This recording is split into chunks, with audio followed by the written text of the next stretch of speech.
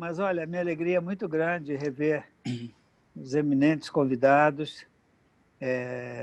Vou começar pelo Fernando, que é o nosso veterano, foi meu colega de magistratura de primeiro grau durante um bom tempo, depois foi presidente da nossa associação, né, Fernando?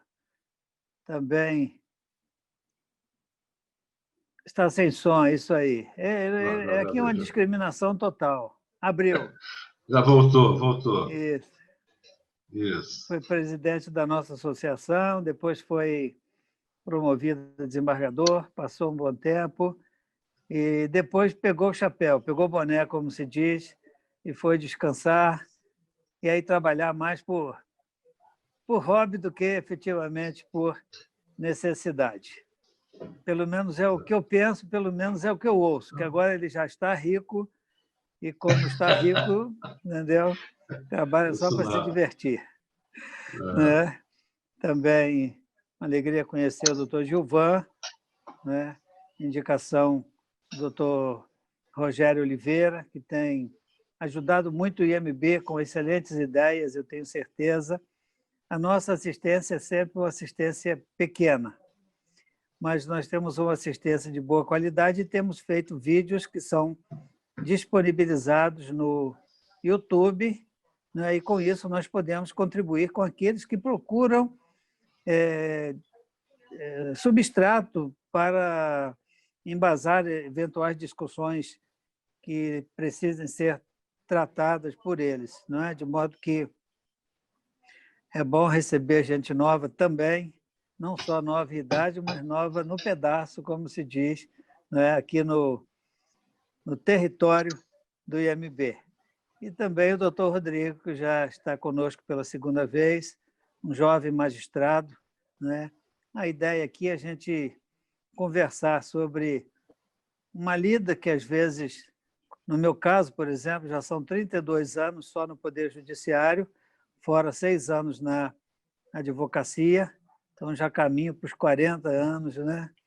Então, com uns 15 anos em sala de aula, que vai quase que abençoando a gente. Cada dia é um dia diferente, cada encontro é um encontro renovado, e a gente se realiza servindo ao próximo, ajudando aqueles que estão começando, e depois também sendo beneficiado pelas novidades que são trazidas, pelo conhecimento que é sempre acrescentado à trajetória da gente. Ninguém chega a saber tudo que não precise conhecer mais, e ninguém ensinou tudo que não tem algo para transmitir. Mais ou menos assim. Então, o Rodrigo traz uma ideia da magistratura mais jovem, o Fernando traz a experiência dos magistrados que estão há mais tempo na carreira, e o Gilvan vai nos trazer algumas novidades, talvez, eu suponho, de o hiato, né, ou dessa passagem, né? É como se fosse um rito de passagem quando nós estamos na ativa, estamos no pleno exercício de nossas atividades e chegamos à idade ou chegamos ao momento em que não temos mais estímulo para começar por diversos motivos e resolvemos ir para a aposentadoria, né? Então, o que pode acontecer nesse momento com cada um de nós? E eu já fui jovem, viu, Rodrigo? Embora possa não parecer, e se eu falar, muita gente não acredita, mas também nunca acreditava que ia ficar velho. Chegar desembargador, né, eu achava que era algo impossível, né? E já estou há 10 anos, um pouco mais, como desembargador, né? Então, eu achava que a aposentadoria nunca ia chegar, e hoje eu olho, daqui a pouquinho, com um piscar de olhos, chega a hora de dizer adeus, né, de se despedir dos amigos, porque, querendo ou não querendo, a vida não é a mesma depois da aposentadoria. Eu penso assim, pelo que eu leio nas vidas dos colegas que vão se aposentando, e é natural, acho que em qualquer lugar seria assim, em qualquer atividade, até na polícia, até para um comissário de polícia aposentado, é assim, não é? E eu estou falando isso porque o Gilvan é comissário de polícia aposentado, que hoje é um psicólogo. Mas eu, então, agradeço, feitas essas considerações que me parecem relevantes, e desde já também gostaria de agradecer aos que estão conosco. Já temos um grupo bom, não é? E eu tenho certeza que essas pessoas, embora alguns não sejam magistrados, mas querem conhecer os meandros da nossa atividade. Ontem eu estava dando uma entrevista para uma emissora de rádio, e eu faço isso toda semana. Eu tenho um programa de rádio e participo de um outro, né? Então, nesse eu estava dizendo que, às vezes, nós, os magistrados, somos vistos como aqueles que têm salários de 100 mil reais. Todo mês a gente mete a mão em 100 mil reais, bota no bolso e vai gastar, e a gente nem sabe o que fazer com tanto dinheiro. Mas que a realidade não tem sido bem essa, até porque nós temos vários magistrados deixando a carreira, não é? Mas eu não quero, pode ser que alguém tenha pensado já em falar sobre isso, e é uma situação que temos vivenciado hoje. Então, eu acredito que podemos começar pelo Fernando, né? E, Fernando, eu passo a palavra para você, né? E depois a gente prossegue. Ok, obrigado aí, Fábio. Saudar aqui você, né, pelas brilhantes iniciativas que você tem tido, e o pessoal que te apoia aí no IMB, nesses encontros, essas palestras sempre muito importantes, relevantes, temas muito interessantes, que vocês têm abordado aí com frequência. Saudar aí o colega Rodrigo, jovem magistrado, né, que tem abrilhantado aí a nossa carreira, e o doutor Gilvan Ferreira, aí, que também vai, com certeza, trazer observações muito importantes para essa questão que está sendo trazida hoje no nosso painel aí dessa conversa que vamos ter. Né? Falar de aposentadoria, Fábio, hoje é uma questão até muito complexa, né? Não só do ponto de vista jurídico, mas também do ponto de vista pessoal. Principalmente quando a gente se refere à aposentadoria de magistrados. O magistrado, e eu pertenci à nossa carreira durante praticamente 30 anos, né, dedicados ao serviço público, de 5 anos de Ministério Público e depois 25 anos de magistratura, né?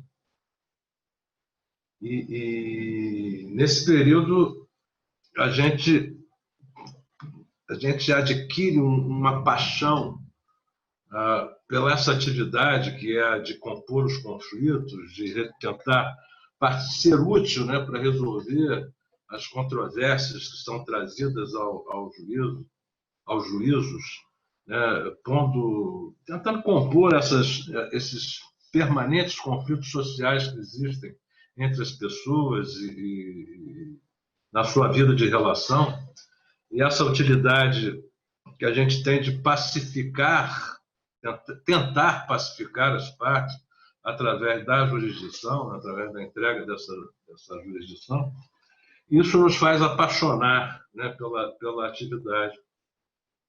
E você se sente útil e como um participante ativo dessas transformações sociais e também dessa pacificação social. Isso é apaixonante. E, na realidade, você vai conduzindo o teu tempo. E é muito difícil você querer deixar de participar disso, de ser esse agente transformador, né? Porque isso traz para você uma satisfação interior extraordinária. Isso é uma das grandes dificuldades que levam ao momento em que você ou decide aposentar-se, ou você é obrigado a fazê-lo, né? E hoje você tem um emaranhado através dessas reformas previdenciárias que vieram se sucedendo desde 98, né, até agora, várias alterações foram sendo feitas no sistema, que é muito complicado você compreender todo esse sistema, que acabou criando, inclusive, várias situações dentro da própria carreira de magistrados que se aposentam de uma forma, outros de outras. Isso também acaba sendo motivo para que se leve em consideração essa decisão de se querer ou não se aposentar voluntariamente. E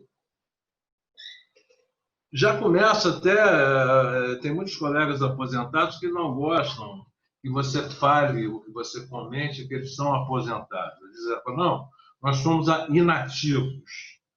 E por que isso? Porque eles se consideram que, por conta da vitaliciedade, que é uma prerrogativa que se atribui, né, a todos os magistrados, à magistratura, como uma prerrogativa institucional,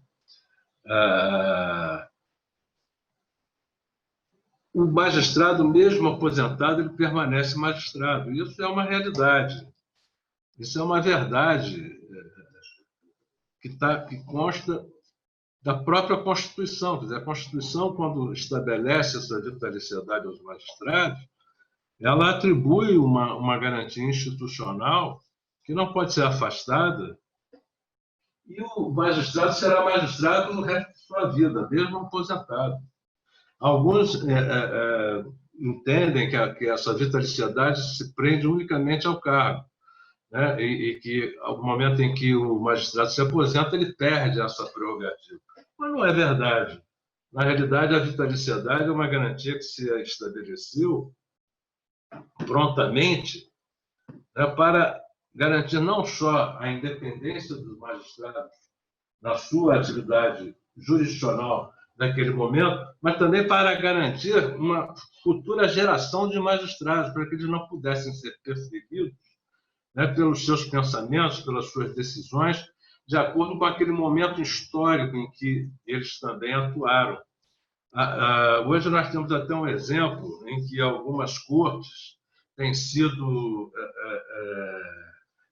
questionadas, e muito, né, por autoridades, tanto do Poder Executivo quanto do Poder Legislativo, entendendo que há uma invasão de competência. Enfim, há uma discussão, uma controvérsia muito grande em relação à atividade dessas cortes, né, e que são cortes pequenas, né? Estamos falando, por exemplo, do Supremo Tribunal Federal, que são poucos ministros que o integram, e vamos supor que esses poucos ministros já estivessem em vias de se aposentarem compulsoriamente. Em tese, se poderia esperar até que houvesse uma perseguição retaliatória, né, a esses julgadores, caso eles se aposentassem com alterações significativas nos direitos e prerrogativas que eles teriam ao se aposentar. E isso influenciaria de alguma forma, ou poderia influenciar, na autonomia e na independência desse magistrado no julgamento das suas causas, com o temor do porvir, né, o que poderia acontecer, porque os agentes políticos dos outros poderes, essas influências externas, poderiam simplesmente criar leis ou estabelecer regras que pudessem prejudicar, né, esses agentes políticos, que são julgadores, né, quando viessem a obterem aposentadoria obrigatória, né? Então, isso também poderia ser um fator de pressão sobre os tribunais e sobre uma geração de juízes. Não estou nem falando no juiz pessoalmente, mas de uma geração de juízes. E com base nessa vitaliciedade, já traz um grande problema a questão da nossa aposentadoria. Porque, com a emenda constitucional agora, essa recente, já com a 47, a aposentadoria, a vitaliciedade passou a ser arranhada através da exclusão daquelas prerrogativas que haviam da integralidade e da paridade dos projetos de aposentadoria e das pensões. É porque houve uma alteração significativa, isso é relevantíssimo, na questão da decisão de se aposentar, houve essa alteração que retirou dos magistrados a possibilidade, e dos servidores públicos em geral, né? Mas vamos falar de magistrados, a possibilidade de se aposentarem com as prerrogativas da integralidade dos seus vencimentos, e da paridade com os vencimentos dos magistrados em atividade. Eu digo com a emenda 47 que, embora a emenda 103, agora, essa recente, faça referência à emenda 41, né, assegurando àqueles que se aposentaram antes da promulgação dessa emenda, né, tivessem assegurados o direito a, em determinadas circunstâncias objetivas, a paridade e a integralidade dos vencimentos, porque a emenda 47, ela foi editada com efeito retroativo. Então, ela passou a valer as regras da emenda 47 que asseguraram, tornaram a assegurar aos magistrados servidores a paridade e a integralidade de seus projetos de aposentadoria para aqueles que tivessem se aposentado, né, antes da promulgação da referida emenda, ela retroagiu para revogar, inclusive, dispositivos que afastavam essa paridade e integralidade. Por que eu digo isso? Porque não só o fato de você ter um regime próprio, com a garantia da aposentadoria integral e paritária, te permitia uma avaliação muito tranquila de querer ou não se aposentar, que você teria, mesmo na sua aposentadoria voluntária, né, assegurado esse direito, né, um direito que na realidade é uma prerrogativa da sua função. Isso te permitia uma decisão muito tranquila de querer se aposentar voluntariamente quando preenchidos aqueles requisitos objetivos que a Constituição estabelecia e as diversas emendas constitucionais passaram a estabelecer também. Hoje, você tem uma situação em que os magistrados foram jogados, né, no regime geral, praticamente, da Previdência. Eles prevêem o regime próprio, mas estabelecem o limite máximo de proventos, que é o limite do regime geral. E há regras, inclusive, que permitem, no futuro, através de leis complementares, que sejam os regimes próprios do funcionalismo extintos. Quer dizer, que todos migrem para o regime geral da Previdência, inclusive os magistrados, né? e se valham das previdências complementares, sejam elas públicas ou sejam elas privadas. Isso, de uma certa maneira, restringe o livre-arbítrio que o magistrado tinha de querer se aposentar voluntariamente antes da compulsória, que foi elevada até 75 anos. E por que isso? Porque hoje você tem, quer dizer, mesmo o aposentado que se aposenta com a possibilidade da paridade e da integralidade, ele hoje, ao se aposentar, ele já tem uma perda econômica e financeira significativa, que eu levaria entre 30% a 50% do valor do que ele poderia estar ganhando em atividade. Então, é difícil você tomar uma decisão para que você tenha uma perda dessa ordem financeira. É muito difícil. Aí você até brincou, ele está rico, como se você se aposentasse para ir para a iniciativa privada para ganhar muito dinheiro. Isso não é uma verdade. Isso pode até acontecer em alguns casos, mas é muito raro. É bobagem se imaginar que o magistrado, quando se aposenta, ele vai ser. Tem muitos colegas, às vezes, e isso vai até um alerta, né? Muitos colegas, às vezes, imaginam que, ao se aposentarem, eles serão cortejados pelos grandes escritórios de advocacia, eles serão disputados, né, como se fosse um jogador de futebol craque, né? Isso não é, infelizmente, não é uma verdade que se possa ter como perspectiva. Porque, primeiro, você é respeitado, sim, como magistrado em atividade, então, pela sua capacidade, pelo seu conhecimento, pela sua técnica. Mas uma coisa é você ser juiz, a outra é ser advogado. O fato de os grandes advogados, os grandes escritórios, te cortejarem enquanto você está em atividade, isso não quer dizer em absoluto, e por favor, não acreditem que no momento em que você se aposenta, você venha a ser disputado por esses escritórios. Até porque o bom juiz nem sempre é um bom advogado. Como o bom advogado nem sempre será um bom juiz. Essas são coisas que se diferenciam. É óbvio que a sua técnica, o seu conhecimento, ele é valioso, mas você não vai ter uma facilidade de colocação no sistema privado. E a nossa visão é uma outra visão. Eu trabalho muito, eu me aposentei, e as razões que me levaram a me aposentar voluntariamente não foram porque eu perdi o amor pela jurisdição, não. É que eu comecei a ver que a jurisdição começava a ficar muito mecânica.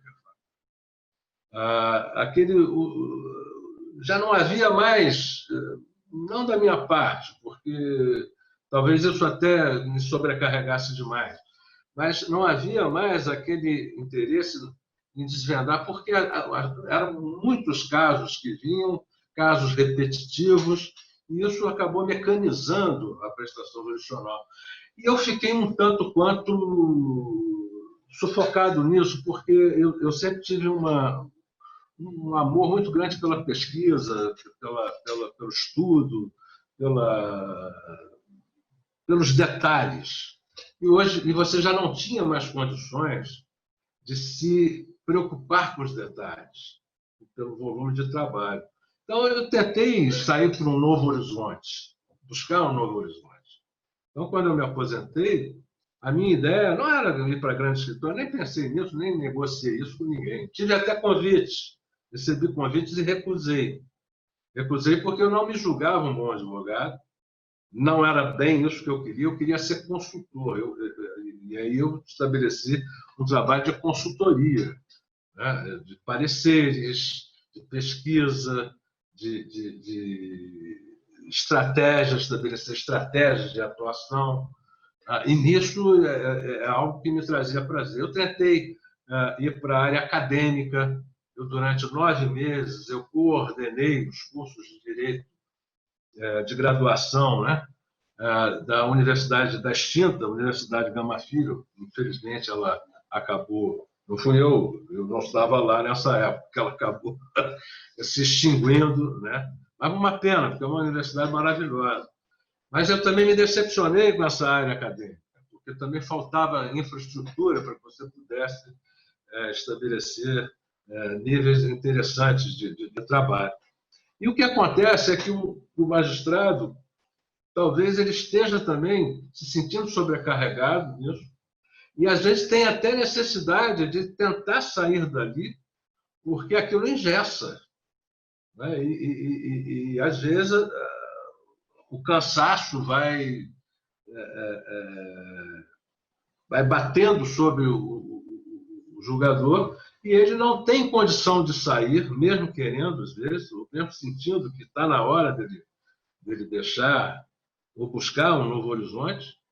Ele não consegue sair por conta dessa dificuldade, porque ele vai ter um baque financeiro na sua retirada. Fora isso, você tem o aposentado compulsório, né? Aquele que eles falam expulsório, saiu na expulsória até. Por quê? Porque ele na realidade, ele é descartado. E aí é um grande problema. E esse problema não é um problema financeiro apenas. Ele traz um problema que é muito emocional para essa pessoa, porque ele ainda se considera útil, ele ainda se considera capaz, mas, ao mesmo tempo, o Estado lhe impõe que ele cesse a sua atividade. E aí você tem, para esse colega, uma dificuldade que, além de se associar à dificuldade financeira que ele vai enfrentar, com a perda de algumas vantagens, ele também vai ter esse abalo emocional de achar que ele talvez esteja sendo considerado inútil, né? Que ele não tenha perspectivas, porque você recomeçar aos 75 anos é muito difícil. É muito difícil você recomeçar ou querer iniciar alguma nova atividade aos 75 anos. Eu não quero discriminar, né, a pessoa que tem idade, mas é muito difícil que você recomece.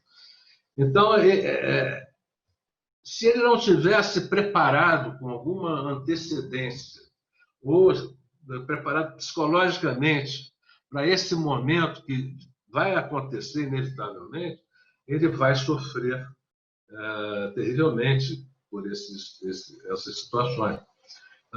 Por isso que eu digo, eu tive a vantagem de não só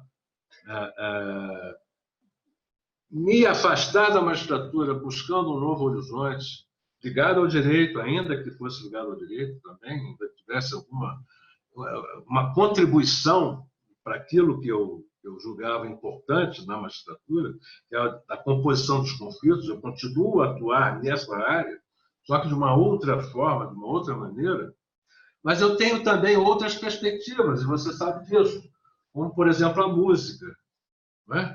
Como, por exemplo, a cultura, a literatura.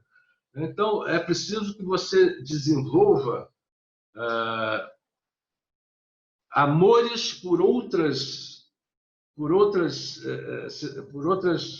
atividades, para que você não sofra, não venha a sofrer, no momento da sua aposentadoria impositiva, esse abalo emocional, para que você possa se socorrer dessas situações.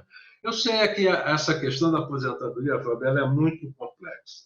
E, em especial, hoje, pelo retalho de todas essas alterações que foram feitas em relação aos sistemas previdenciários, os diversos sistemas previdenciários, inclusive com regras de transição que são alteradas. Eu nunca tinha visto isso, uma regra de transição ser alterada por uma nova regra de transição, ser revogada. No momento que você cria um novo sistema e cria uma regra de transição e diz àquelas pessoas, olha, você, apesar de ter expectativa de direito, você terá direito a isso desde que preencha esses requisitos no futuro, ou seja, uma condição suspensiva, te deram o direito, estabelecendo uma condição suspensiva. Mas logo adiante não te deixaram nem implementar essa condição suspensiva, porque vem uma nova reforma e uma nova regra de transição revoga a regra de transição anterior, sem que se entenda que isso esbarra no direito adquirido, porque no momento em que você implementa a condição, você adquire o direito. Isso está na lei de introdução, né? Então, eu acho que são muitas as questões, Fábio, não só do ponto de vista jurídico, do ponto de vista econômico. A gente tem o Rio Previdência, que eu acho que também há uma inconstitucionalidade em colocar os magistrados num único órgão que abrange todos os poderes, há uma interferência, ainda que você coloque membros de todos os poderes, atuando nisso, ainda que você defira a cada poder a capacidade ou a atribuição de deferir as aposentadorias ou alterar os seus valores, isso tudo também há uma violação ao sistema de separação de poderes. Eu acho que essa lei era inconstitucional, deveria ser submetida a uma apreciação, mas isso é uma outra história, eu teria que perder muito tempo falando sobre isso. Então, eu acho que você tem essas várias vertentes para analisar a aposentadoria. Essa vertente financeira e econômica, essa vertente jurídica e essa vertente emocional. Mas eu lhe digo com muita sinceridade, embora tendo tido tristeza em sair, em largar, em deixar a magistratura, eu não me arrependo do que fiz. Eu sou feliz e fui muito feliz nos 30 anos de magistratura, sou feliz há 10 anos de aposentado e espero continuar com essa mesma felicidade, tocando todos os projetos que ainda tenho e as ideias que eu tenho para implementar no futuro. E espero que todos os colegas possam desfrutar desse mesmo sentimento. Eu acho que era mais ou menos isso nesse curto espaço de tempo que eu tinha a dizer. Espero que tenha contribuído de alguma forma para o desenvolvimento desse painel. Agradeço aí a atenção de todo mundo e principalmente o seu convite. Com certeza, Fernando. Ouvir de quem passou pelo caminho que nós, os da ativa, vamos passar. E agora, aposentadoria e inatividade, eu acho que são duas palavras que se equivalem e são ruins as duas. Aposentadoria é ruim, inatividade também, porque o inativo é aquele que não está ativo, é aquele que não tem, que não se movimenta, que não exerce mais nenhuma atividade, né? Que está ligada à ação, quer dizer, alguém sem ação. Mas vamos encontrar um nome melhor, como dizem os americanos, para aqueles que se retiram, né? Aqueles que vão para o descanso. Né? E vamos arranjar um jeito também de podermos ir para o descanso, né? Nessas outras atividades, como você encontrou aí inicialmente no magistério e hoje na música, né? Quem não sabe, Fernando é um excelente violonista e é um cantor de primeira linha. Nós fizemos um evento também ligado a magistrados que cantam e ele brilhou, né? E todo domingo, né, Fernando, tem uma novidade aí para que os seguem nas redes sociais. Então está sempre em dia com a música, tem algum tempo para ler e tem obrigação de ler quando vai fazer a sua consultoria. Muito bem. Vou deixar você para o final, Gilvan, porque você vai amarrar essa conversa, tá certo? Vamos ouvir o Rodrigo. Rodrigo, vamos ver o que você tem para nós. É uma alegria ouvi-lo. Por favor. Boa tarde, desembargador Fábio. Agradeço honrosamente o convite que me foi feito. Fico muito lisonjeado por mais uma vez poder participar desse webinar. Eu acho que é uma conversa muito interessante. Ouvindo agora a exposição do desembargador Fernando Cabral, a gente vê, basicamente, a gente se espelha naquilo, né, que o desembargador experimentou e eu me coloco ali naquela situação, fico me imaginando o que eu faria nessas circunstâncias, porque eu não tenho esse mesmo talento musical e já pretendo seguir o conselho de diversificar as minhas atividades, porque vejo que é uma preocupação muito pertinente, né? A gente fica tão preso à judicatura e muitas vezes a gente deixa de fazer atividades que poderiam gerar essas alternativas futuras para a gente por conta de falta de tempo. O trabalho é realmente avassalador. E no futuro isso pode fazer diferença, né, na nossa felicidade ou não. Então, fico muito feliz de ter tido essa sugestão, né, de ter podido presenciar essa experiência do desembargador e de buscar alternativas agora na minha vida. Estou tentando fazer o meu mestrado, meu doutorado, para seguir nessa vida acadêmica, que é uma alternativa que a gente pode ter no futuro, e eu não consigo. Agora, com um filho pequeno, então, a situação fica cada vez mais complexa. Então, eu agradeço pelo convite, saúdo também ao doutor Gilvan Ferreira. Estou na ativa há quase 14 anos, eu entrei para a magistratura com 27, e quando eu entrei havia uma perspectiva de aposentadoria. Hoje em dia, todos aqueles planos iniciais já se modificaram completamente com as emendas. O vereador Fernando tem toda a razão, a gente vivencia uma situação de total insegurança. Não só sobre o aspecto do regime jurídico, que o desembargador comentou, mas também quanto ao aspecto de solvabilidade do Estado, né? Sempre há uma ameaça de que o Rio Previdência não tenha recurso para pagar a aposentadoria, e então a gente fica sempre com... Ainda que você consiga estabelecer um regime jurídico, ainda que você consiga finalmente se aposentar, com a situação do Estado sempre difícil, você ainda corre o risco de não ter a aposentadoria paga ao final desse período. Então, para quem depende exclusivamente dessa fonte de renda no futuro, isso pode ser um problema, né? É uma situação muito delicada que a gente vivencia hoje. Eu, particularmente, participo do Conselho de Administração do Rio Previdência como representante do Tribunal, representante dos segurados. Participo também como suplente no Conselho do RJ-Prev, ou seja, nos 2 institutos de previdência dos magistrados. E posso dizer para os senhores que a verdade é que os magistrados, com o que a gente paga de contribuição e com o tempo que a gente costuma permanecer ativo, nós não somos o problema da Previdência no Estado do Rio de Janeiro, isso é fato. Mas nós acabamos sendo atingidos por esses déficits e pelas reformas que se sucedem.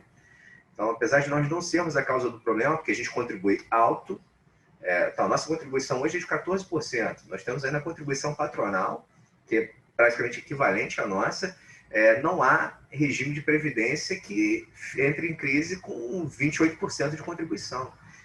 Para um magistrado que contribui por 43 anos, agora, para atingir a idade mínima de aposentadoria, né? Porque quando eu entrei, o regime jurídico eu entrei com 27 anos, poderia me aposentar com 30 anos de contribuição, então aos 57, 60 anos, eu poderia me aposentar com proventos integrais, em princípio, né, naquele regime jurídico.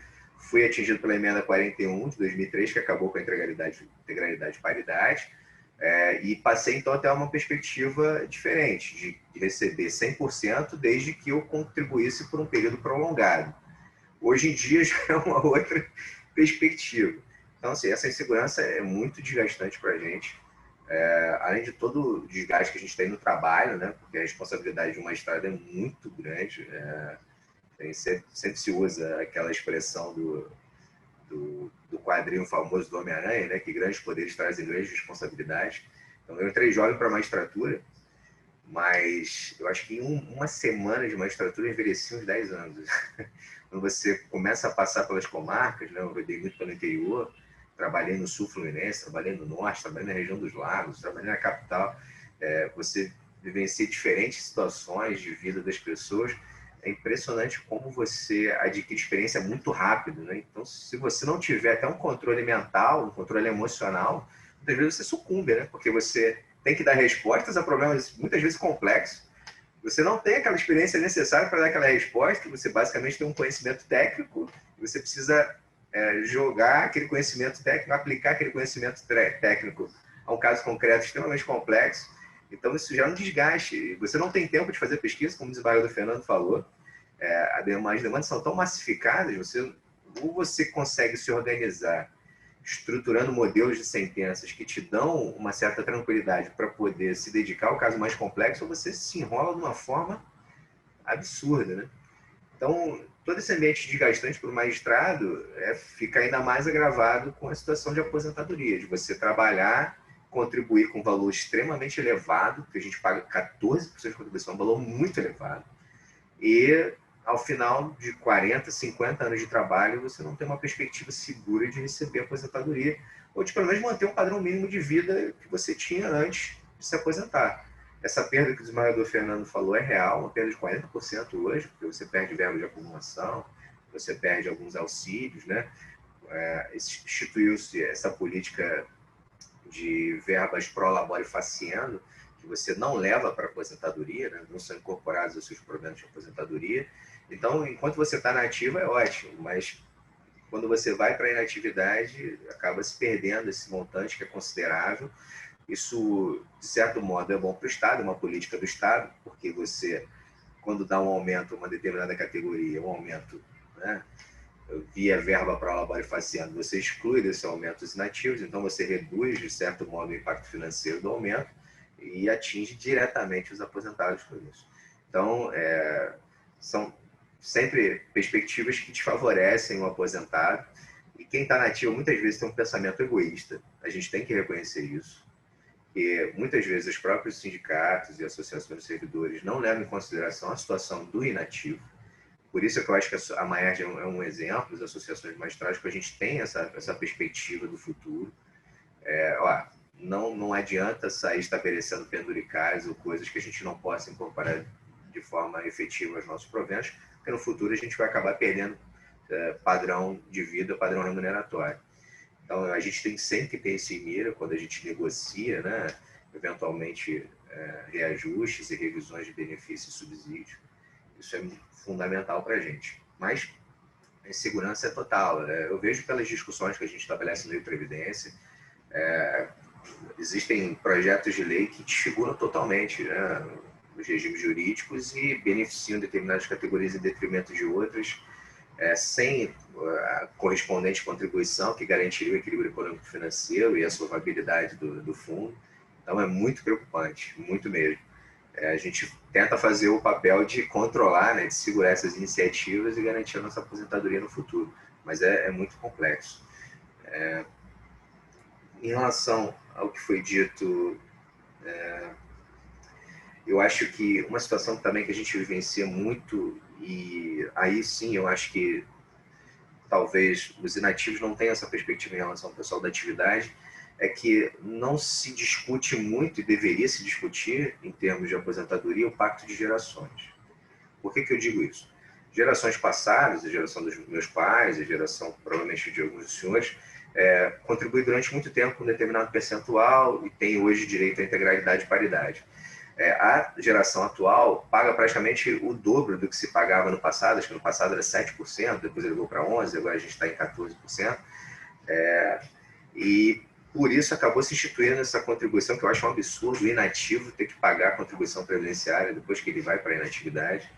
Mas, de certo modo, foi uma forma de equalizar essa situação de gerações, de não se ter uma iniquidade entre o que o pessoal da ativa, que tem menos benefícios, está pagando, em relação ao que o pessoal do passado, que contribuiu com uma parcela menor e tem mais benefícios, poderia ter. Então, assim, muitas vezes a gente discute essa questão no Rio Previdência e eu acho muito interessante essa discussão, até quando se faz outros tipos de reforma constitucionais, né? Acho que se tem que fazer sempre sopesar essa questão dos impactos de uma decisão geracional sobre a outra geração. A gente tem que ter muita perspectiva de futuro, especialmente no Brasil. A nossa pirâmide etária muda muito rapidamente, né? Então, hoje a gente tem um grupo muito grande de pessoas nessa faixa de meia-idade, mas o nosso número de idosos em pouco tempo vai avançar significativamente. Então, essa é uma preocupação que eu acho importante nós termos.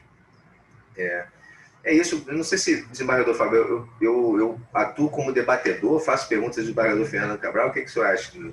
Como é que está a organização nessa parte? Você faz isso que você fez mesmo. Eu estava aqui somando, rapaz, o tempo de serviço que eu tenho. 2 anos de indústria, 1 ano de exército, 6 anos de comércio, 6 anos como advogado, 32 anos na magistratura. Total, 47 anos de serviço. Mais 18 anos no magistério. Mas não é possível que eles não possam me dar meu salário integral. É absurdo, Fernando.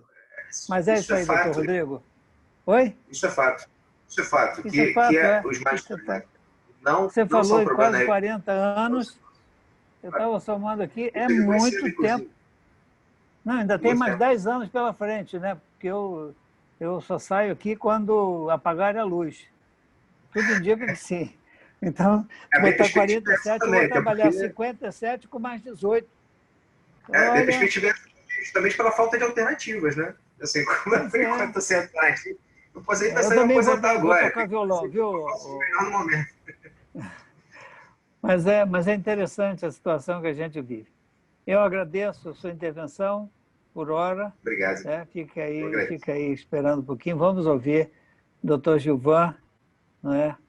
Que com certeza trará um pensamento diferente do nosso, embora também ele tenha alguma coisa do serviço público, né? Porque ele é também aposentado do serviço público estadual. Doutor Gilvan Ferreira, uma alegria recebê-lo. Gostaríamos de ouvi-lo. Eu agradeço pelo convite, né? Muito honrado, doutor Fábio, doutor Fernando, doutor Rodrigo, porque são... Primeiro, vamos lá, eu ouvi o doutor Fernando falar sobre aqui a aposentadoria, né? E o senhor falou aposentado e inativo, né? Pô, o cara está inativo, né? Aposentado. Primeiro, temos que reformar, né? Como o doutor Rodrigo falou, né? As reformas que estão causando uma série de problemas, né? Então, assim, doutor Rodrigo, muitas vezes o reformador, eu peço licença para separar um pouquinho as sílabas, né? O reformador não estava atento de que as coisas não foram formadas. Então, reformar o que não foi formado já é muito complicado. Você tem que estar atento, sim, a todas as gerações, enfim, eu começo por aí. A psicologia está mais preocupada com a pesquisa. É claro que a quantitativa ela é importante, mas a qualitativa, né? O doutor Rodrigo falou no padrão mínimo de vida. Então, é do que se trata aqui, né? Que vida é essa? Né? Nós temos que evitar o NHS, né? Como o doutor Rodrigo falou, poxa, mas eu não tenho talento para música. Né? Primeiro, qual é o seu talento? O que você tem de especial? Que você tenha classificado de especial em você. Porque, na realidade, você não nasceu desembargador. Muito foi dito aqui pelo doutor Fernando, né? Poxa, eu estive ali tanto tempo, tantos conflitos, fui eu ali o tempo inteiro. E agora? Como é que é isso? Né? Eu sou descartado por um descartador, eu sou afastado pelo afastador, sem a mínima consideração, enfim. Então, assim, primeiro que tudo, a psicologia tem que ver esse homem, né? Não aqui falando da magistratura, como foi colocado, né? Essa aposentadoria, o que está por vir. Né? Então, assim, o que virá? E depois? Como é que é? E depois? E o durante? Você não se preocupou? Você não se preparou? Então é muito difícil, porque com um atleta de ponta, e todos nós somos atletas, né? Na magistratura, ou no mundo policial, nós somos atletas das palavras. Né? Ele lá desacelera o treinamento. E existe dentro da psicologia do esporte uma matéria de destreinar esse homem para esse momento seguinte, que não cabe, não fica bom a aposentadoria aí para os aposentos, né? O inativo, que ele também não é inativo, eu não quero ser chamado de inativo. Nos anos finais da minha carreira lá de policial, muitos chamavam alguns comissários de comissauros, né? Tem que receber um anel aí de osso de dinossauro. O que esse cara está fazendo aqui? Então, muitas vezes a pessoa fala assim, nossa, mas você é tão jovem. Poxa, você é tão jovem, por que você vai embora? É porque eu fiz uma preparação para isso, eu preciso sair. Aí outros falam assim, pô, o cara tão velho, pô, o que esse cara está fazendo aqui? Então, existe, como o doutor, penso que foi o doutor Rodrigo falou, uma espécie de provocação, né? Muitas vezes de uma provocação, onde a pessoa ela acaba provocando ações naquele que está dentro, que ele não quer sair, separando sempre, pedindo permissão, não quero ser repetitivo. O provocador. O provocador é meio que como, para a psicologia, a figura do fofoqueiro, né? Ele inventa uma história para poder colher o maduro, né? O verde para o maduro. Como é que é? Deixa eu provocar, deixa ele sair primeiro, que depois eu vou lá ver como é que é. Então, na realidade, eu não conheço a atividade dos senhores. Então, assim, você foi fazer um concurso. Então, penso que foi fazer um curso preparatório para o concurso. Bom, foi aprovado. Teve um curso para o percurso, como diz o doutor Rodrigo estava falando aqui, é avassalador. Nosso trabalho é avassalador. Então, assim, quem é que cuida disso na magistratura? Né? A figura lá, você tem no esporte, né? Você tem o psicólogo ali do esporte. E aí, tem o psicólogo da magistratura, porque o doutor Rodrigo disse que envelheceu aí 10 anos nos primeiros dias, né? Pelas comarcas que passou. E envelhecimento, muitas vezes, ocorre, não é de fora para dentro, é de dentro para fora. O camarada já está... Na polícia costumamos dizer que é um moedor de carne humana, né? O cara se arrebenta. A atividade policial se arrebenta. A dedicação que você tem exclusiva a esse trabalho, e a sua vida vira esse trabalho, afasta você dos seus familiares, dos seus amigos. Ah, agora é hora de dizer adeus, disse o doutor Fernando aos amigos. Amigo não dá adeus, não. O amigo vai ficar com você para o resto da sua vida, se for seu amigo. É verdade que muita gente dá as costas, então não é seu amigo. Esse aí não é seu amigo. E eu ouvi muitas vezes colegas dizendo, eu não vou embora, não vou falar aqui da questão quantitativa, né, do que eu ganho, o que eu vou perder, enfim. A psicologia, ela nunca traz uma verdade absoluta. Não tem. E lá, em muitos que estudaram a verdade, dizem que a verdade ela é muito subjetiva. É a subjetividade, porque cada um desses sujeitos. O doutor Rodrigo falou, hoje eu sou pai. Não era lá atrás, agora você é pai. É a preocupação, né, com a criação de um filho nesse mundo diverso, complexo. Então, vamos para o início. Um curso preparatório para o curso. Um curso para o percurso. E o curso para o novo curso, que é a saída desse tempo onde você foi tão prestativo. O doutor Fernando falou, poxa, mas eu fiz tanta coisa maravilhosa, eu me apaixonei. A paixão do doutor Fernando ela não foi afetada. A paixão está ali. Aí vem a paixão pela música, vem a paixão pelo violão, né? Pela voz, e também um grande ator, que ficou claro isso. É um grande ator. A forma de se expressar. Né?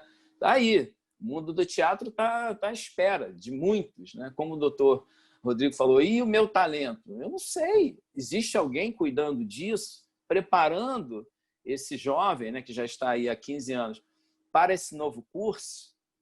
Porque senão você vira a Dorothy lá do Mágico de Oz. Né? Ela chega lá na bifurcação e pergunta para o leão, para onde eu vou? Qual é a pergunta do leão?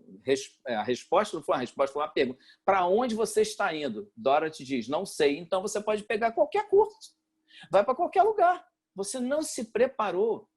Agora você precisa do famoso GPS. Não sei se você já ouviu falar. Grite por socorro.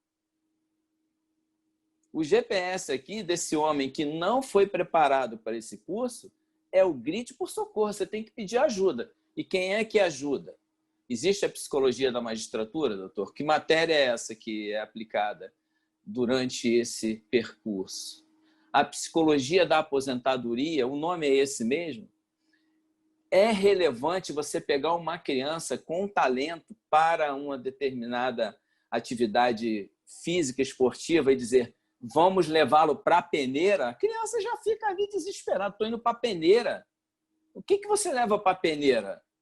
Quando você vai peneirar, o que você leva? Separa a sujeira, separa o que não presta, me dá o que é bom, então eu não sou bom.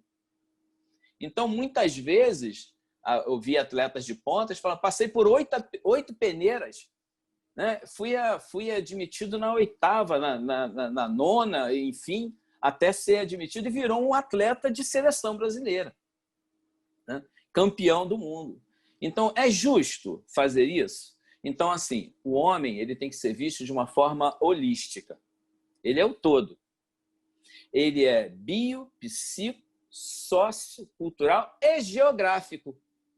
Porque as necessidades de um homem na cidade grande não são as necessidades do homem que está aposentado lá no interior, enfim, com a vida mais tranquila, né? Que não teve, como o doutor Rodrigo falou, muitos homens que estão ali contemporâneos, mas não têm as mesmas vivências, não passam pelos mesmos conflitos. Então, assim, adoecimento existe, não só na vida do magistrado, O adoecimento, ele vem do trabalhador. Por quê? Você precisa estabelecer aí, no seu triângulo, na tríade, qual é a sua necessidade, o que você precisa e o seu sentimento dentro do seu trabalho. Foi o que o doutor Fernando colocou bem, o doutor Rodrigo expressa muito bem. Poxa, é um amor pelo trabalho. Eu amo isso aqui que eu faço. Só que o amor, ele continua com você e agora você vai ter que tirar o investimento, porque você está saindo, não pode deixar. Tira o investimento e você, que você fez, amor, paixão, um gostar ou o que seja, e você vai levar para uma outra atividade, já sabendo qual é o seu novo curso. Não pode cair no NHS, na hora sai não. Você já tem que estar se preparando e desacelerando para a próxima curva, que ela é uma curva fechada, perigosíssima, né? É o S do Senna, né? Então, assim, ali você vai ter que diminuir realmente a sua velocidade, porque você se relaciona, porque a sua vida é relacionamento. O que eu preciso? O mínimo para você eu não sei. Se você ouve um budista, ele vai dizer, mas eu faço tudo o que você faz, igualzinho a você. Não, não pode ser. Eu ando, eu corro, eu como, eu faço tudo o que você faz. Só que eu faço uma coisa de cada vez. Eu faço uma coisa de cada vez. E nós acostumamos o quê? Até dentro da nossa atividade. Está conseguindo me ouvir, doutor Fábio? Está me ouvindo bem? Então, assim, dentro da nossa atividade, você faz tudo ao mesmo tempo. Então, costumamos dizer nas aulas de psicologia o seguinte: você sabe qual é o animal mais completo da face da Terra? É o pato. Ele anda, nada, corre e voa. Só que tudo que ele faz é muito ruim, ele é fraco. É o animal que eles procuram para caçar, porque ele voa mal. Então, eu tenho que ser bom em alguma coisa, identificar as minhas habilidades, porque eu tenho que estabelecer a minha necessidade, o que eu preciso e o meu sentimento. Tem gente que está esperando a hora, o dia certo de ir embora, para deixar a caneta em pé. Eu ouvi isso de várias pessoas. Eu vou deixar minha caneta em pé. Se der a hora e eu estiver assinando, a minha caneta vai ficar em pé. Poxa, já era para você ter ido embora então. E às vezes você tem tempo para isso. É que você ainda não estudou o seu aspas sofrimento, essa sua dor. Você não estudou. Se você tivesse estudado, você não estaria dizendo isso. Ouvi de um oficial das Forças Armadas que ele se desligou das Forças Armadas porque ele falou que tudo que ele via no dia, da hora que ele acordava, da hora que ele ia embora, o dia de ir embora. Ele falou, não posso ficar num lugar onde o que eu quero mais é ir embora. Eu vou embora. Mas tem gente que fica. Fica pelo pertencimento. Quer pertencer. Isso é uma figura do homem. O homem quer relacionamento, mas ele tem relacionamento com todo mundo, mas não tem relacionamento com ele mesmo. Então, a psicologia, ela vai te olhar, ela vai te analisar. Psicologia não é para trazer nenhuma solução rápida, né? Uma pílula. Azul a vermelha, não. É para tornar tudo complexo. Você olhar, isso aqui é complexo, isso aqui adoece, eu tenho que me preparar e a vida inteira tem que começar de lá do início até o final. Quem não sabe de onde veio, doutor, não sabe para onde vai. Eu não sei quanto tempo nós temos, esse assunto é extremamente amplo, não esgotaremos, achei riquíssimo. Tanto o que o doutor Fernando falou e o doutor Rodrigo e a sua experiência também, porque eu comecei aos 14 anos e estou às vésperas de completar 59. Estou moído. Mas foi o que o doutor falou, eu estou feliz. Eu estou feliz, porque você tem que saber o que te faz feliz. Ó, o tripé de qualquer relação mais íntima, vamos falar, da relação do lugar para onde você vai agora, que é a sua casa, preste atenção, você tem uma casa, você tem um lar. O tripé é a sexualidade, o projeto comum e a afinidade. E você não faz não vê essa equação, essa tríade. É a sexualidade, o projeto comum e a sua afinidade com as pessoas com que você está mais próximo, né? E tem amigo que fala assim, essa sexualidade eu só tenho com meu amigo, que sai comigo para o futebol e tudo mais. Eu não estou vendo isso em outro lugar qualquer. É um problema? Problema nenhum, filho. A gente não está falando de sexo quando fala de mulher, enfim, e tal. Homem, homem, mulher, mulher. É a você sentir o cheiro da pessoa e você, de certa forma, né, enlouquecer, se apaixonar. É de você sentir a presença, de você querer ir até a pessoa, de pegar o telefone, saber como é que ela está. É isso tudo. E o projeto comum? Não, eu quero morar no sul, ela quer morar no norte. Eu quero ir para a praia, ela quer para o interior. Isso não vai casar. Então, isso tudo você tem que saber. Será que as pessoas da sua família estão preparadas para receber você em casa? Porque você está lá ausente há um tempão. E aí eu vi um diretor dia desse dizer que chegou no sítio dele e o cachorro não deixou ele entrar. O cachorro não conhecia ele. Ele teve que chamar o caseiro, né? Que não lembrava muito bem dele também, que muito tempo que ele não ia lá. Então, assim, que tipo de relações você está fazendo, né?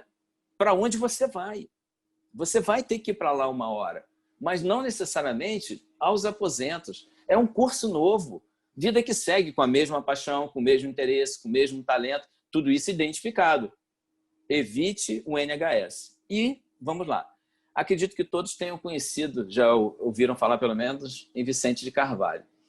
Vicente Carvalho, ele no poema Felicidade, ele diz, essa felicidade, essa árvore de grandes pomos, ela existe, mas nós não a alcançamos, porque ela está sempre onde há pomos e nunca pomos onde estamos.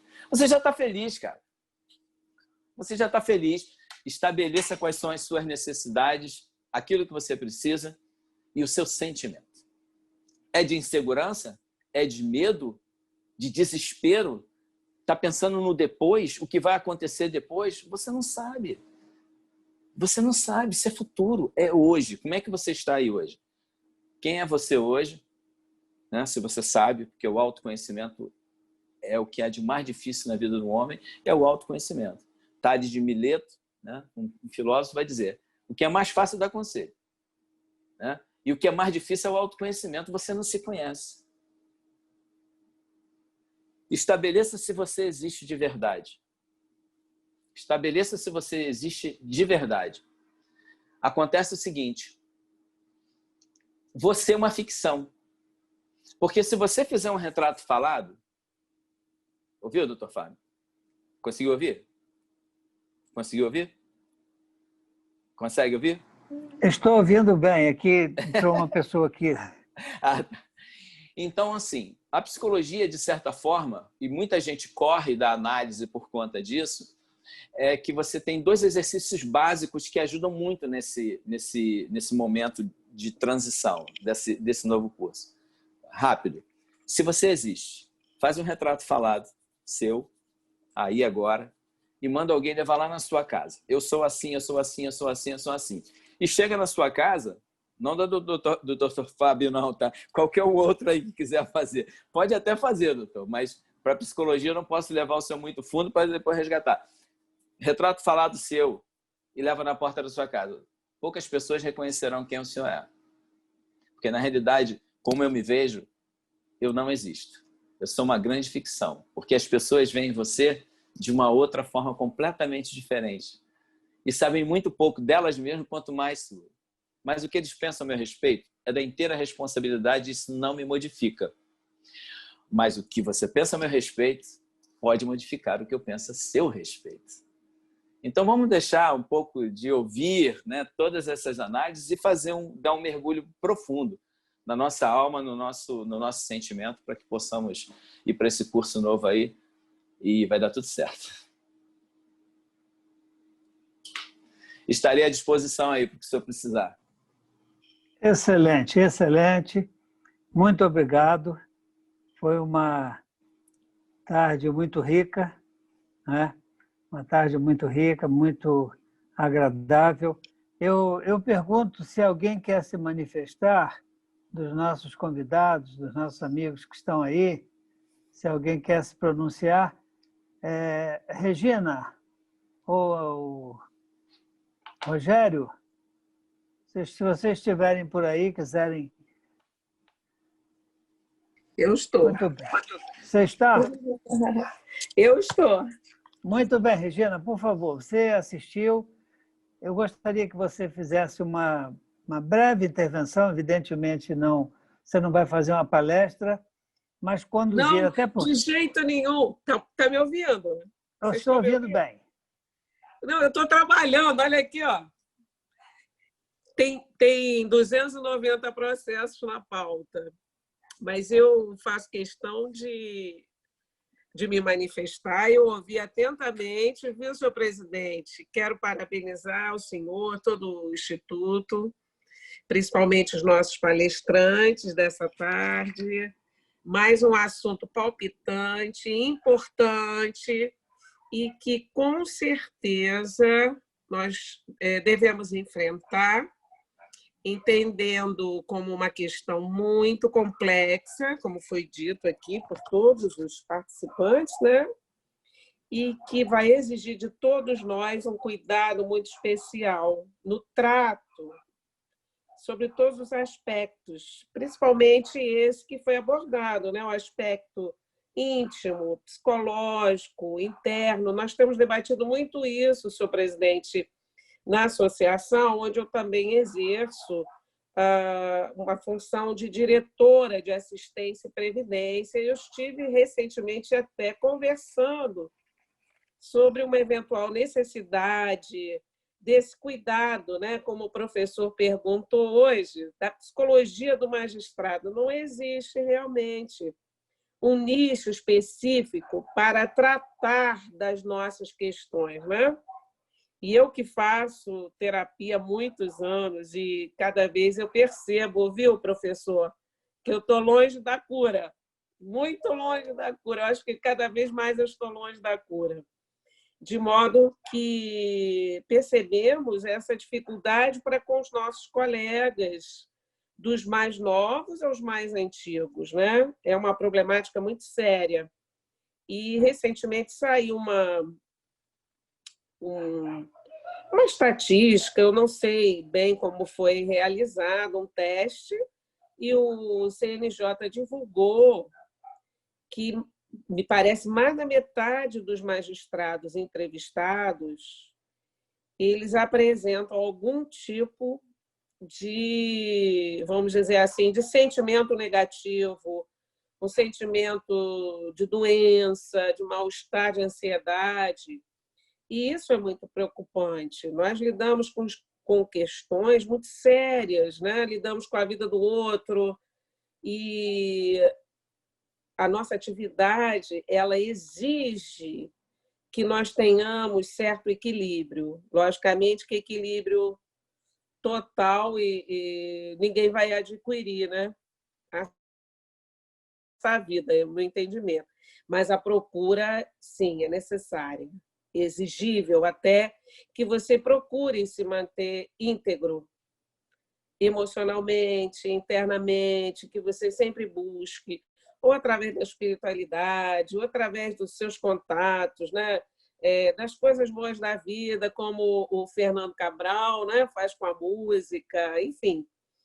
Então, achei muito interessante o tema de hoje, não só sob o ponto de vista objetivo das nossas questões, né? Conturbadas, essas mudanças da legislação que estão aí a nos atingir a todos, sem exceção. E nós temos aí uma insegurança no porvir, cada vez mais essa insegurança se faz presente, e estamos aí trabalhando num imponderável muito grande que nos traz insegurança, angústia e ansiedade, sem sombra de dúvidas. Mas eventos como esse aqui, patrocinados pelo nosso instituto, eles nos trazem um certo alento, né? Um bálsamo para todos nós. Então, era isso que eu queria dizer. Eu não estava preparada, eu estou aqui no meu recanto desde cedo, trabalhando, descabelado e tudo, mas eu fiz questão de aparecer aqui porque essa é a nossa realidade, né? É a realidade do trabalho, do empenho e do desejo sério mesmo de acertar, tentar fazer o melhor enquanto estivermos fazendo, né? Então, muito obrigada aí pela paciência e parabéns a todos.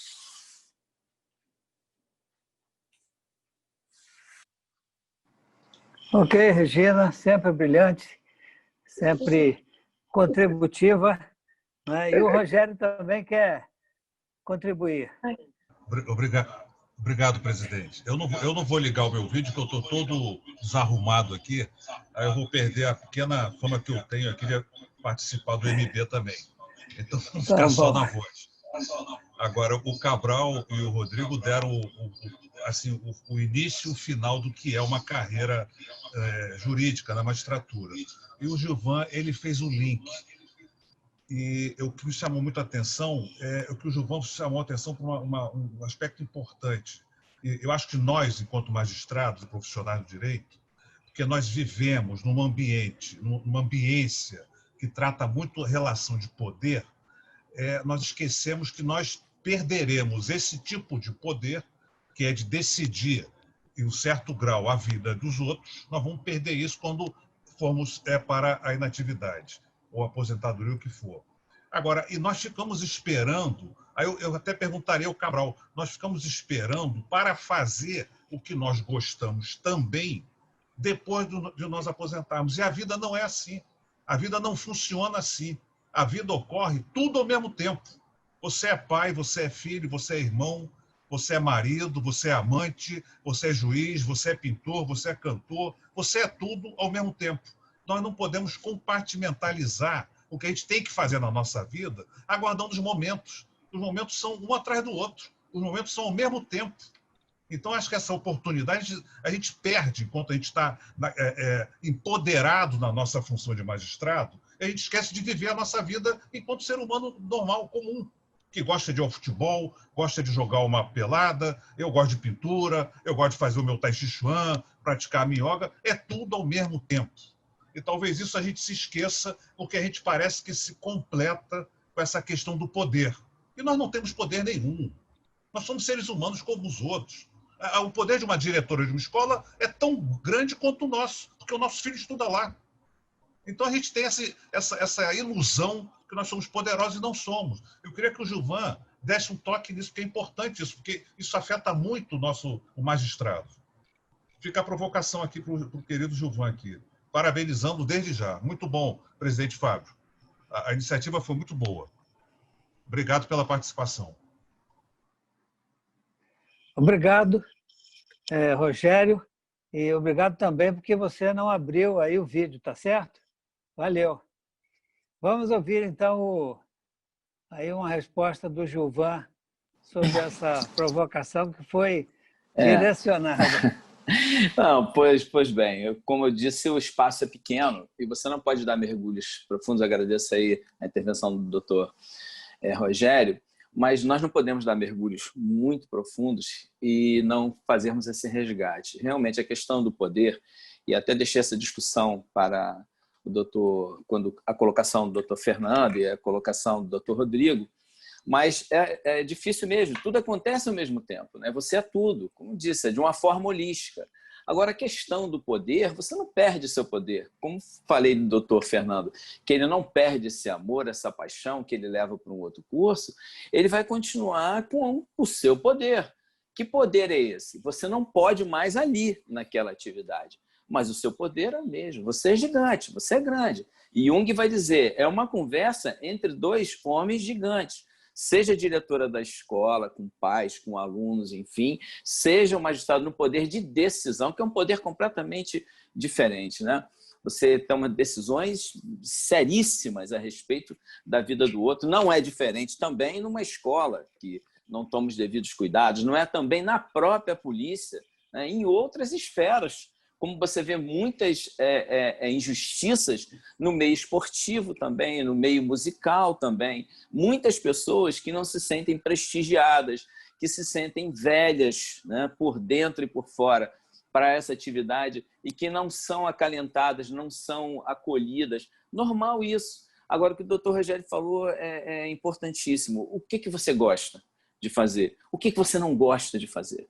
O que você gosta e não faz? E o que você gosta e você faz? E o que você não gosta e não faz?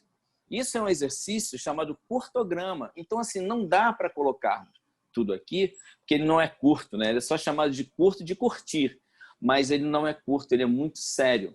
Então, doutor Rogério, assim, eu peço...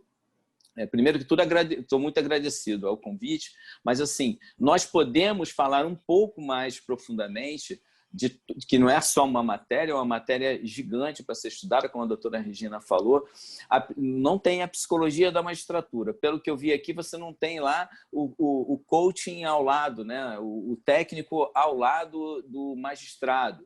Então, o doutor Rogério coloca esse homem num estado de poder, isso é colocado para ele como se ele fosse um cabide, e ele não é um cabide, sai colocando uma série de valores, e ele acaba aceitando isso. E depois ele vai adoecer, porque, falei da figura do pato, você acaba não sendo um bom pai, você acaba não sendo nem um bom magistrado, você não acaba não sendo um bom professor, você não está feliz. A vida autêntica, que a doutora Regina falou, a questão da cura, a busca pela cura, né? Incessante pela cura, de você crescer, ela é incessante. A angústia, ela é um bom combustível para você realizar os seus projetos. Porque aí tem um grande escritor chamado Søren Kierkegaard, que ele vai dizer, permaneça nesse ciclo, permaneça nesse estágio de angústia, porque ela é importante. Você tem um projeto, ele vai te dar trabalho, você vai angustiar, mas você vai trabalhar e você terá uma vida autêntica, porque você vai realizar e um novo projeto vem, e todo dia. Você ter 290, eu não lembro exatamente o que a doutora Regina falou, na pauta ali, processos, e o seu processo de vida, o processo de aposentadoria, em que fase que você está? Está debaixo do seu braço? Você está cuidando bem dele? É isso que você quer? Porque Freud vai dizer que o homem é ser da falta, vai sempre faltar alguma coisa. E Jung vai dizer, você não vive se você não tiver desejo. Se você não desejar, você não vive. E você não é só isso aí que você é. A doutora falou, a doutora Regina, eu estou aqui. Você está aí sim, é aí que você está. Você no mundo hoje. O que você fez? Não importa o que fizeram com você, mas o que você faz com o que fizeram com você. Não é aquilo que você sabe que você não sabe, mas o que você não sabe que você não sabe, que vai te dar um problema. Você não está preparado. Você acha que está. Você não sabe, você não está. Isso vai te trazer um problema. O senhor falou das dificuldades no início. Quais são as dificuldades? Quais são as experiências? Quais são as expectativas? Dá para viver só de expectativas e não fazer nada? Então, o doutor Rogério sabe que esse tema é rico, eu agradeço, mas não cabe infelizmente, nessa hora e meia, o que seja, e por isso eu peço desculpa para não dar um mergulho muito fundo aí. E ser tão superficial, espero que não tenha sido tanto. Não, com certeza, a gente sabe que o tema ele demanda mais tempo, principalmente sob a ótica psicológica, né? Analisar comportamentos, analisar expectativas, analisar o passado e o que nós fizemos com ele, realmente nós vamos ter que fazer uma outra live. Mas por hoje, disse a Regina, achei ótimo. Eu também, Regina, achei maravilhoso trazer o Fernando, trazer o Rodrigo, trazer o Gilvan, né? E trazer a contribuição de vocês que estão aí, o Rogério. Vocês também que não formularam perguntas, mas com certeza estão aí, como diz o Matuto, né? Está matutando, está curtindo aí, né? Está pensando naquilo que foi dito e no que pode ser dito e no que pode ser pensado. Tá bom? Eu agradeço. Se alguém quiser dizer mais alguma coisa, Fernando, se quiser falar, o Rodrigo também. Só agradecer, Fábio, o seu convite, de reafirmar que foi excelente esse encontro. O tema é extremamente importante e é necessário, inclusive, aprofundar muito essa questão da previdência do magistrado, que é uma garantia, que sempre foi uma garantia da independência, autonomia, da eficiência dos juízes. Porque é preciso que eles tenham paz e tranquilidade, não tenham essa ansiedade toda ou essa essa incerteza que essas reformas acabam trazendo. Até porque ninguém sabe que daqui a um ano vai haver uma nova reforma, alterando tudo que já foi alterado. Essa insegurança é muito ruim para os profissionais que têm essa responsabilidade que os magistrados têm. Então, foi ótimo esse seu painel e acho que vale a pena aprofundar esse tema. Muito bom, Fernando. Vamos, então, aprofundar, vamos nos encontrar novamente para falar sobre isso, porque da conversa, dos debates, das discussões, vão surgindo as luzes, né? Embora a gente não tenha assim, muita esperança, né? Mas vamos viver a nossa ansiedade, que ela nos faz sobreviver. Não é? Cada dia que a gente sabe que a gente precisa produzir o do hoje, para que tenha pelo menos o do hoje, né? É melhor do que a gente não ter essa expectativa, que o sonho faz bem. Rodrigo. Eu queria agradecer o convite do MB, agradecer ao desembargador Fernando pela troca de experiência. Para mim foi muito enriquecedor. Também ouvir a exposição do Dr. Gilvan, que é realmente espetacular. E estou feliz por ter participado, feliz por ter conseguido aprender alguma coisa sobre a vida com os senhores e até a próxima. Obrigado, Rodrigo. Gilvan? Eu que agradeço e volto a dizer que é importante, sim, como todos disseram, tem que se aprofundar. Não pode ser nada superficial, mas tem que ser feito de forma extremamente técnica, né? Cuidadosa. A doutora Regina falou dos cuidados, que faz análise, enfim. E nós sabemos que toda vez que a psicologia entra, ela é para tornar tudo complexo, mas você tem que resgatar a pessoa que vai muito fundo nisso, ela tem que ser resgatada. Nós sabemos quantas pessoas estão sofrendo hoje, né, em todas as profissões, mas falando especificamente da magistratura, o como é adoecedor. E relevante também que esse indivíduo, esse profissional, ele está sempre como um aspirador, aproximando muitas pessoas que não estão preocupadas com a saúde dele, né? São aproveitadores. Infelizmente, acontece muito isso. Aproveita a dor, dá as costas, resolve a sua demanda e vai embora e não olham para esse sujeito. Aquele homem que está ali tem que ser visto de forma holística, repito, porque ele não é só um magistrado. É um homem que foi preparado para estar ali, mas talvez não esteja preparado para toda essa demanda, esse aspas, peso, né? Esse moedor de carne humana, novamente falando sobre isso. E as pessoas que estão ali têm que ser pessoas que têm que tomar, repito, cuidados técnicos, porque esse homem, essa mulher, precisam de cuidados especiais pela carreira que percorrem. Então, é curso, percurso e curso novamente. Não para por aí. Nós só pediram para desembarcarmos ali na última estação, né? Mas nós podemos fazer essa baldeação, se eu sei para onde eu quero ir, né? Parou a última estação ali da linha 4, é na Barra da Tijuca, mas dali eu posso fazer minha baldeação. Eu não preciso ficar parado naquela estação, né? Ficar esperando alguém dar um tchau, uma festa de despedida, ou o que seja, que não é isso que me preenche. O problema é o homem com vazio existencial preenchido com recheio errado. Tomem muito cuidado para não preencher o vazio existencial com recheio errado. Eu volto lá no que disse o Dr. Rodrigo. O que eu sei sobre mim? Quais são os meus talentos? Eu sou só isso aqui mesmo? Com certeza não. Talvez ainda não tenha investigado. Então, vamos procurar um investigador para isso. Me coloco à disposição dos senhores. Eu agradeço mais uma vez o convite. Nós agradecemos, né? Nós agradecemos, foi excelente. Como o senhor se dispôs a estar conosco mais uma vez, pode ficar tranquilo que vamos procurá-lo muito breve, né? Fernando já está repetindo, o Rodrigo já está repetindo, vai chegar a sua vez. Obrigado.